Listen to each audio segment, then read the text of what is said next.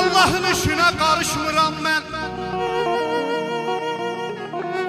Allah'ın işine karışmıram ben. Atasız dünya ile barışmıram ben. Kiminse dilinden danışmıram ben. Benim için başımın tacıdır ata. Yüz kulluk dese de yüzünü yeşil. Yüz kulluk dese de yüzünü yeşil. Onlar məsləhətin düzünü yeşil. Dür qolluğunda sözünü yeşil. Məşhəd Kərbəlayı hacıdır ata. Bizim üçün başımızın tacıdır ata. Bizim üçün başımızın tacıdır ata. Allah bütün anaları, bütün ataları var eləsin.